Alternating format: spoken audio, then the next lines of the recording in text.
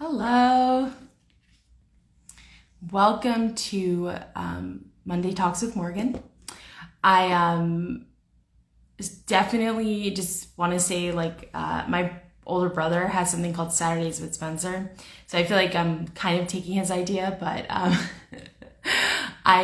it was a good idea. So I am here today to talk about, hey Michelle, to talk about sisterhood and connecting with other women. But I just wanted to welcome everyone to the first Monday Talks with Morgan. I'm so excited to start doing these kind of weekly, more consistent talks. Some weeks I will have a guest, like next week. I have someone who's an expert in LinkedIn and networking, and I'm so excited to have him on. It's going to be a really special one because LinkedIn is somewhere I have not explored at all. So I'm excited to talk to him about it. It's going to be really, really awesome. So today is all about sisterhood. And the reason I chose this as my first talk is because I've kind of been going through an interesting kind of lesson on sisterhood in the last month or so. So when I created the Sanctuary, which is my group coaching for female entrepreneurs, one of the objections that I got many times, which I honestly did not, I got a hair here and I'm gonna fix it. I did not see coming, I just didn't see it coming, was, oh, that sounds really great, but I don't know about being in a group with all women. And I was like, wow. There are so many women who don't necessarily feel supported in a container of all women. And that was really shocking to me because I actually kind of feel the opposite. For me, being in a container of all women is sometimes so nice, just relax. You get to be with each other. There's no, we all have this shared thing that we're women, so it just felt really interesting to me to hear this objection. I just didn't see it coming. And this is an example of how you can learn in business constantly, So anyway, my experience over the last month was I went to an all women festival and I spent 5 days with all women, and it was so healing. And there was so much that happened for me personally and professionally. That experience was amazing. But I wanted to talk a little bit about how we as women can connect, and why I think I would encourage everyone, if you saw the Sanctuary and you were like, nah, because of sisterhood, to look there, because sisterhood is one of the most extraordinary, in many ways untapped resources that a lot of women have that we aren't using. And, I found that when I started my business, so many people were helping me, especially my sisters. A lot of my photos were taken by an incredible photographer. It's not her trade, but she was like, hey, you want me to do your photos? And I was like, please. And so I have some, completely beautiful photos. I had many sisters helping me edit my website. I did my original website totally alone and on my own. And then obviously I needed editing because anyone who knows me really well knows spelling is not one of my strong suits. So I needed people to edit, and I had all these sisters help me do that. My sister, literal sister-in-law, who also has her business, Melissa Dome and Sleep Consulting, I'm constantly asking her, what does she think of this? Or, what does she think I should do for that? When I started the Sanctuary, for example, she had started her own group coaching, maybe a year before me. And so, of course, I called her when I was worried the Sanctuary wasn't going to work. I called her and she definitely walked me off a ledge, which was really helpful. Sorry, sometimes my glasses fog when I go live, which is pretty funny. So it's this untapped, resource that I think a lot of women don't realize is there for you. And I often ask myself, like, why is it that women feel in competition with each other, and of course, social media itself, kind of makes that competition even worse than I think it is without it. So I wanted to bring this up because I'm wondering how people feel when you feel like, and feel free to write in the comments, by the way, like how do you feel when a woman, when you feel in competition with a woman? Because what I wanted to do with the sanctuary is bring all these women together to start sharing ideas. And that's what we're going to be doing tonight. We actually start tonight, which is really exciting. So yeah, why do you feel in competition? Is it because in childhood, maybe you were pitted up against your sister? I think one of the really cool things for me in my childhood is that I had all brothers. So in many ways, I don't know if I connect the same with a lot of women on the sisterhood wound that some women have. I don't necessarily have it from a young age because for me, I was always seeking sisterhood because I wasn't born with it, So I kind of always had to go outside of my family to look for that. And I'm very grateful I have many friends from childhood still. And I actually got kind of lucky because one of my friends from childhood ended up becoming my sister-in-law. So that was also really cool. But I think that, it's really one of these things of like, it is a wound that a lot of women hold, and it often is the thing getting in your way from massive success. Someone's sharing here, I don't feel in competition, but I do find other women want to compete with me. Yeah, that's a really, really good point, is like sometimes people bring that into the space and we weren't expecting it.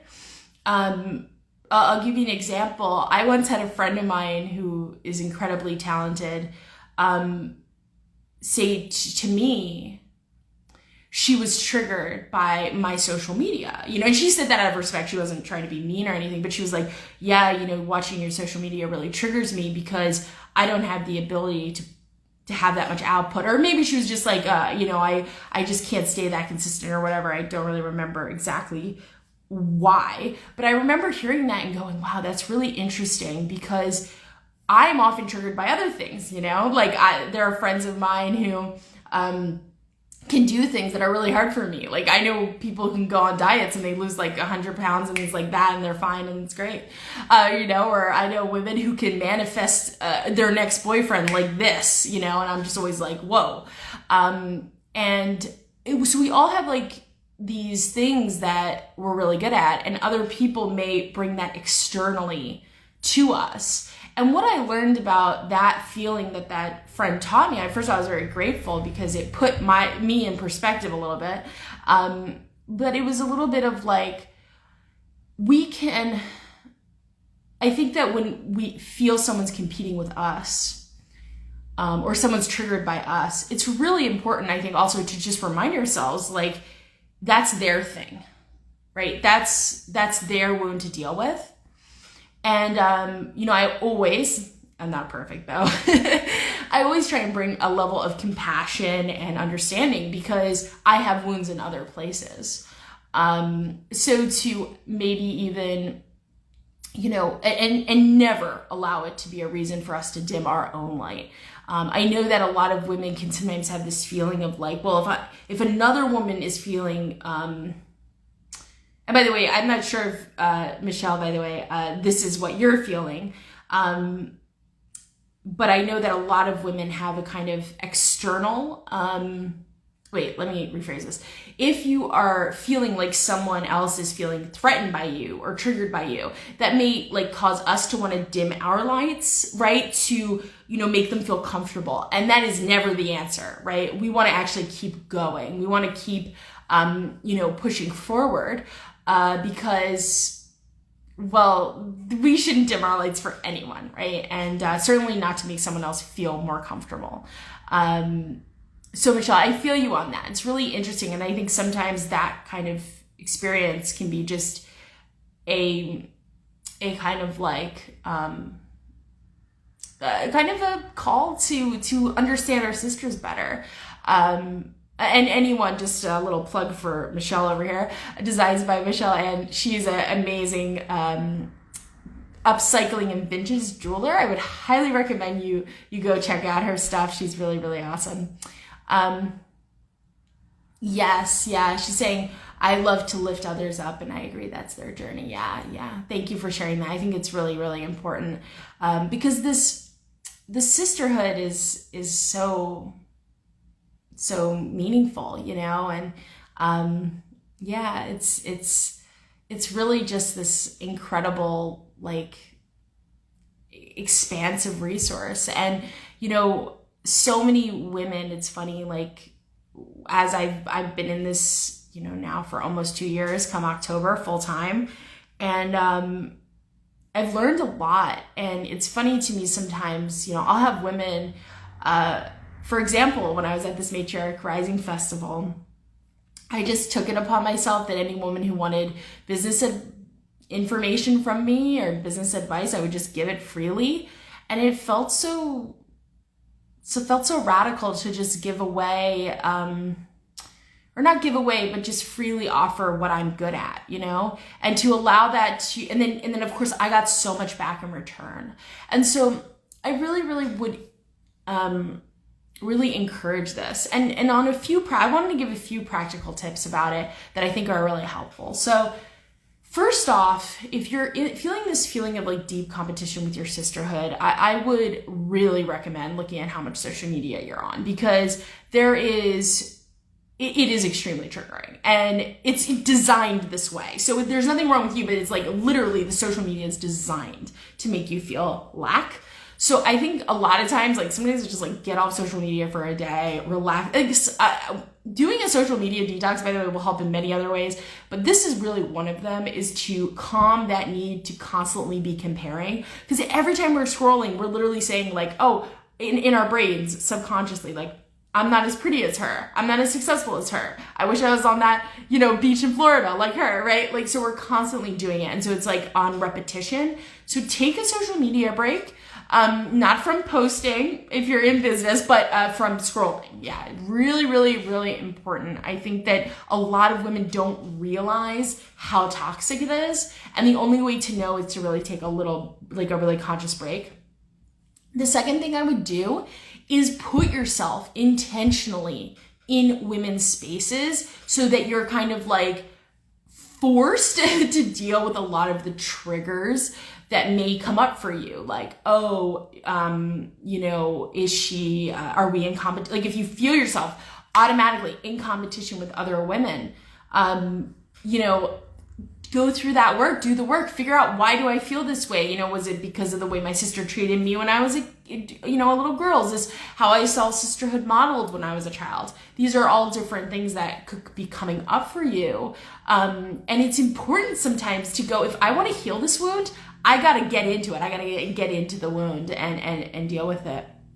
I think that it's really, really important, whether, you know, you were to join my sanctuary or other group coach, it doesn't matter. Or even like retreats are a great way to do this. You know, but to get yourself in all female spaces and reach out to other women and see what comes up for you. See if you're able to create, that kind of bond, you know, it's really, really amazing. I've created a lot of friendships post-college, based on my love of, you know, manifesting and crystals and my tarot cards and stuff. A lot of my friends are from classes where, you know, we were learning tarot cards. A great friend of mine, my birthday twin, she's born the day after me. You know, we met through a tarot class, you know, and this is an example of like, put yourself in a space where you actually have the opportunity to meet women. And on common ground. And, you know, it's kind of like dating, but like, but with, you know, with things that you like, you have in common, especially, you know, I know that for a lot of women as well, like, and this happened to me, and I think it's important for me to name it, that when you start to up level in your life and you start to do the healing work, you will lose friends, very likely. it's pretty rare that I hear of someone getting out of that up level of their life where they don't have to leave someone behind, or someone no longer clicks with them, or, you know, a common one that I hear is like, oh, I love those friends, but they just drink too much for me. Like, or they're just doing too many drugs. You know what I mean? Like, or they do things that are really unhealthy for me, and I have to set that boundary. So it may also be like a sense of loneliness, you know, as you are doing the work. And I think that I just kind of want to normalize that. I think it's really normal. I went through a period where I like felt like I really had only one friend. Of course, I have always had a very supportive family, but like I only felt like I had one really, really supportive friend. And then I started to go to those classes and, you know, go to the crystal shops, and all of a sudden I started to meet more women that had similarities to me. And what was really interesting is I did about a year of my life totally sober at that point, which was an amazing journey. If anyone's interested in knowing more, like, feel free to reach out to me. It wasn't because I had necessarily an issue with alcohol. I just wanted to know what it would feel like. Yeah, that was an interesting thing too, because, for example, when I did that, a lot of people found that triggering. A lot of people were like, I had one friend who was like, oh, I don't want to go to dinner with you because I'm going to want to get a drink and you're not. And I'm like, what? Like, yeah. So it's like, you know, it's kind of like that, you know, it can be difficult as you're starting to, you know, embrace yourself and what you want in your life. You may lose friends. And so what you have to do then is go look for some. So yeah, I just wanted to share those 3 practical tips. And, you know, I think that sisterhood, the women around you, they want to help, you know, and I think that they want to be supportive. And so to, you know, figure out who those people are and go for it. And then, you know, give in return, you know, as much as you can, whatever that is, whether it's like giving whatever your, you know, whatever your genius is, giving it back to them, or, you know, buying them lunch, or giving them a gift card, or whatever it is, you know, to constantly be like sharing the love. And, you know, eventually you'll get to share it forward, which is really, really fun when that comes up. I've gotten to do that a little bit in the last few months, and it's been like, honestly, one of the best parts of owning a business. So, all right, guys, that's it for today for Monday Talks with Morgan. I'll be here next week. Actually, 8 o'clock will be my regular time, but next week we're going to go at 6 p.m. Eastern Standard because I have a guest on, and that's when they can do it. So I will see you then, guys. Thank you.